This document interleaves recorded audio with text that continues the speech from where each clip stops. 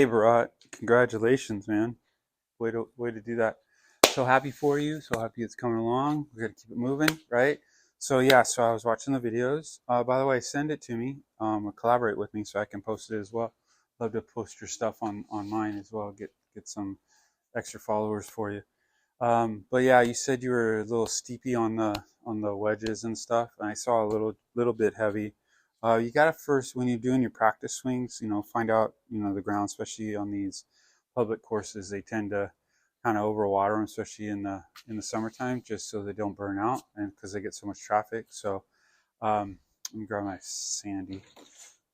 So I guess one of the things that I would say is you need to use the bounce of the club, right? That would be something that I would strongly suggest working on. So if you have a very sharp leading edge and you're digging into the ground, chances are it's so straight that you're getting so much friction at the balls. So we want maybe a little bit more glancing. So we want to use more of the bounce so it doesn't dig. So you can kind of get into it, get into the ground and get out of the ground. You don't want to stick it because then you won't. It's harder to judge, especially short clubs. It's harder to kind of gauge your yardages. But so when you're at the top, I saw a lot of down, really getting down into it.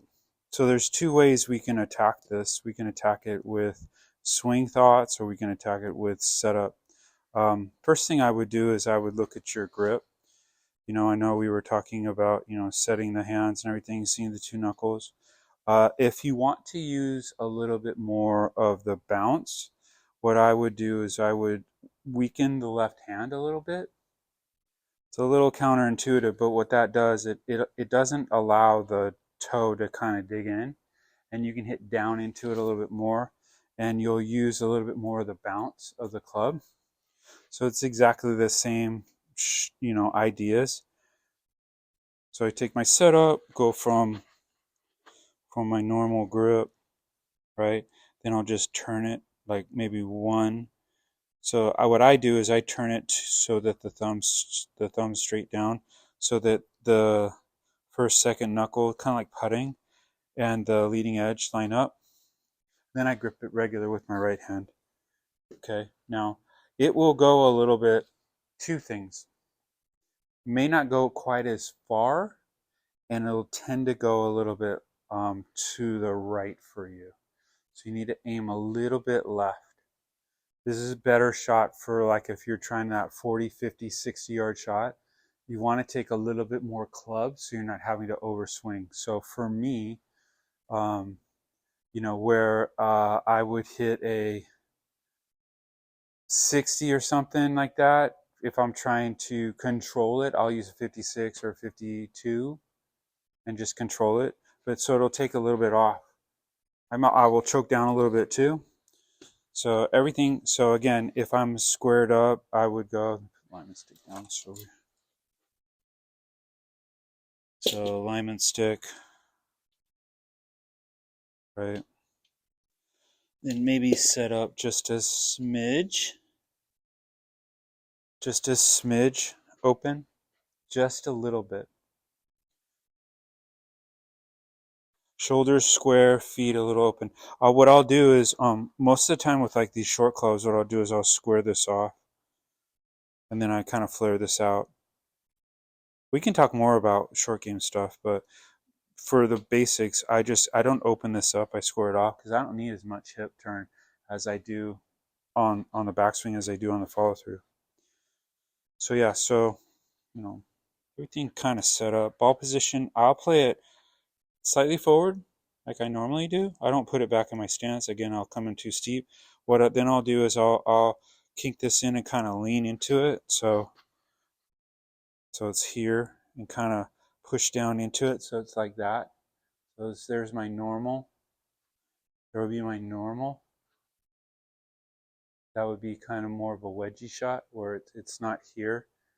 I feel it in the inside of my front heel. I'm pushing down into it. Head stays super still. And it's more of a this way, not steep at all.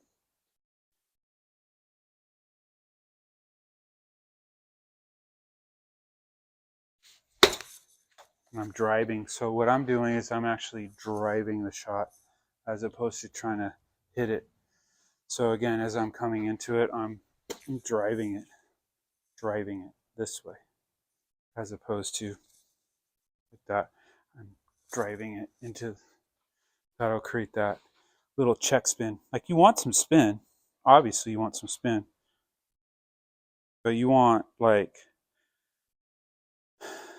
bounce, one hop, stop.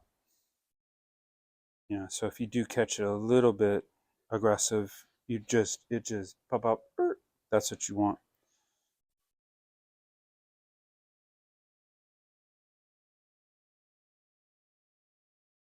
Like that. Okay, so that's the shot. Honestly, I would try that with all your short game shots. So if I had, you know, a wedge or something in my hand, for sure I'm using that to control my shots. You know, we were doing that that advanced Y drill. I'll resend it to you. But that advanced Y drill is a really good drill because it keeps the structure. And you just can drive more. Like instead of feeling so hard with the turn, I feel more drive this way with the shot.